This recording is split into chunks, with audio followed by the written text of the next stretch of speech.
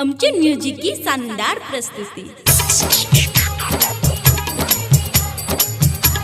Music by DJ Gudduraj Madhubani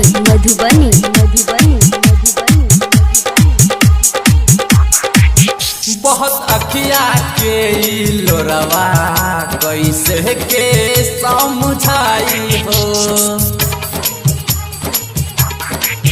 बहुत अखिया के लोरवा कैसे के समझाई हो। नींद आवे ना चैन आवे, नींद आवे ना चैन आवे, कैसे के हम भुलाई हो।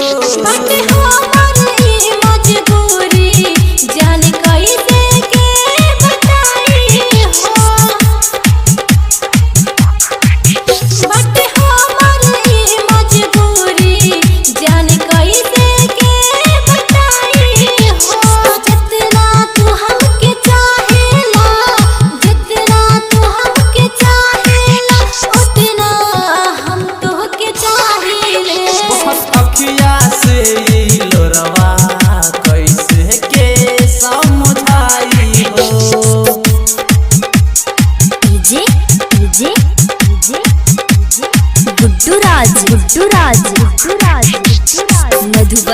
मधुबनी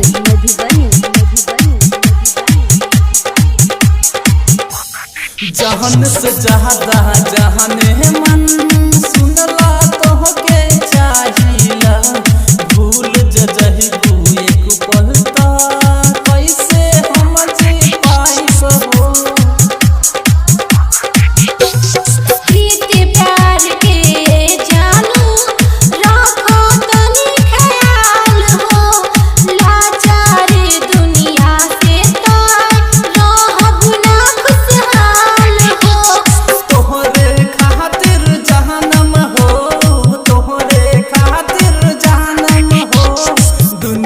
से लर जाई बहुत अखिया के लोरवा कैसे के समझाई। बहुत अखिया के लोरवा कैसे के समझाई। डीजे गुड्डूराज मधुबनी